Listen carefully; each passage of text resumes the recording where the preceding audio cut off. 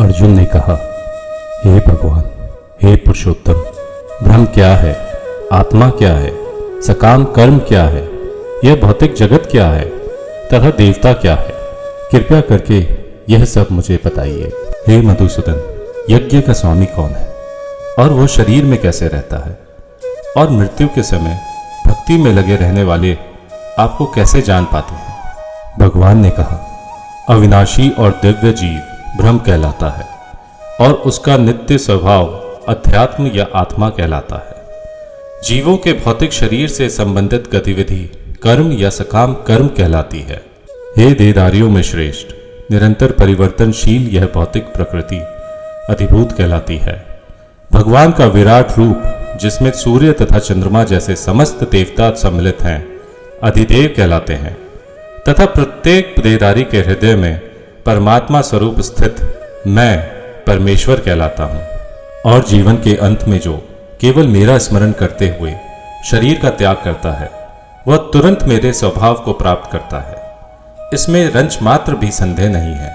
हे कुंती पुत्र, शरीर त्यागते समय मनुष्य जिस जिस भाव का स्मरण करता है, वह उस भाव को निश्चित रूप से प्राप्त होता है। अतएव हे अर्जुन, तुम्हें सदैव कृष्ण रूप में मेरा चिंतन करना चाहिए और साथ ही युद्ध करने के कर्तव्य को भी पूरा करना चाहिए।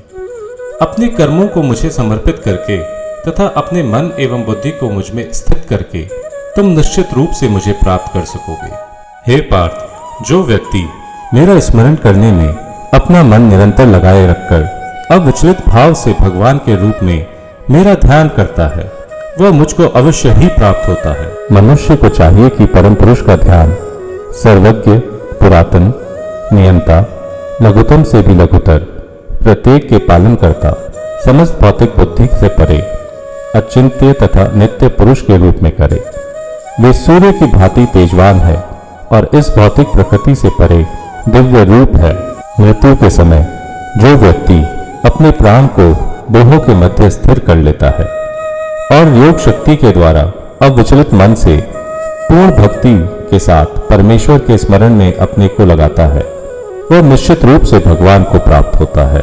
जो वेदों के ज्ञाता हैं, जो ओंकार का उच्चारण करते हैं और जो संन्यास आश्रम के बड़े बड़े मुनि हैं, वे ब्रह्म में प्रवेश करते हैं। ऐसी सिद्धि की इच्छा करने वाले ब्रह्मचर्य व्रत का अभ्यास करते हैं।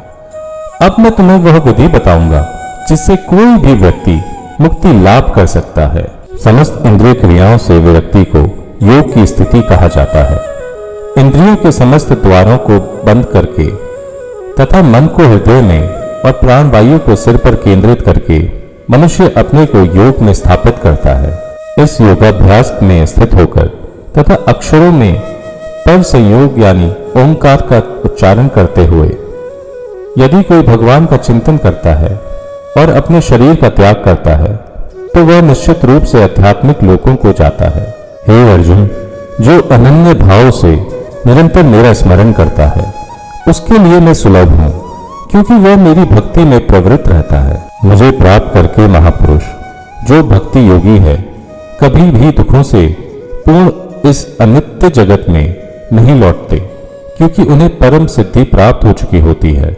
इस जगत में सर्वोच्च लोक से लेकर निम्नतम सारे लोक दुखों के घर हैं, जहां जन्म तथा मरण का चक्कर लगा रहता है। किंतु हे कुंती पुत्र, जो मेरे धाम को प्राप्त कर लेता है, वो फिर कभी जन्म नहीं लेता। मानवीय गणना के अनुसार 1000 युग मिलकर ब्रह्मा का दिन बनता है और इतनी ही बड़ी ब्रह्मा की रात्रि भी होती है। ब्रह्मा के दिन के शुभारंभ में सारे जीव अव्यक्त अवस्था से व्यक्त होते हैं और फिर जब रात्रि आती है तो वे पुनः अव्यक्त में विलीन हो जाते हैं। जब जब ब्रह्मा का दिन आता है तो सारे जीव प्रकट होते हैं और ब्रह्मा की रात्रि होते ही वे असहायवत विलीन हो जाते हैं। इसके अतिरिक्त एक अन्य अव्यय प्रकृति है जो शाश्वत है और इस व्यक्त तथा अव्यक्त पदार्थ से परे है। यह परा और कभी न नाश होने वाली है। जब इस संसार का सब कुछ लय हो जाता है, तब भी उसका नाश नहीं होता, जिसे वेदांती अप्रकट और अविनाशी बताते हैं। जो परम गंतव्य है, जिसे प्राप्त कर लेने पर कोई वापस नहीं आता, वही मेरा परम धाम है। भगवान जो सबसे महान है, अनन्य भक्ति द्वारा ही प्राप्त किए जा सकते हैं। यद्यपि वे अपने धाम में विराजमान हैं, तो भी वे सर्वव्यापी हैं और उनमें सब कुछ स्थित है। हे भारत श्रेष्ठ, अब मैं उन विभिन्न कालों को बताऊंगा जिनमें इस संसार से प्रयाण करने के बाद योगी पुनः आता है अथवा नहीं आता। जो योगी धुआं रात्रि कृष्ण पक्ष में या सूर्य के दक्षिणायन रहने के 6 महीने में दिव्यांगत होता है, वह चंद्रलोक को जाता है, किंतु वहां से पुनः चला आता है। जो पर ब्रह्म के ज्ञाता हैं, वे अग्निदेव के प्रभाव में प्रकाश में दिन के शुभ क्षणों में शुक्ल पक्ष में या जब सूर्य उत्तरायण में रहता है, उन 6 मासों में इस संसार से शरीर त्याग करने पर उस परब्रह्म को प्राप्त करते हैं। वैदिक मतानुसार इस संसार से प्रयाण करने के 2 मार्ग हैं, एक प्रकाश का तथा दूसरा अंधकार का। जब मनुष्य प्रकाश के मार्ग से जाता है तो वह वापस नहीं आता, किंतु अंधकार के मार्ग से जाने वाला पुनः लौट कर आता है। हे अर्जुन, यद्यपि भक्तगण इन दोनों मार्गों को जानते हैं, किंतु वे मोहग्रस्त नहीं होते। अतः तुम भक्ति में सदैव स्थिर रहो। जो व्यक्ति भक्ति मार्ग स्वीकार करता है, वह वेदाध्ययन, तपस्या, दान, दार्शनिक तथा सकाम कर्म करने से प्राप्त होने वाले फलों से वंचित नहीं होता।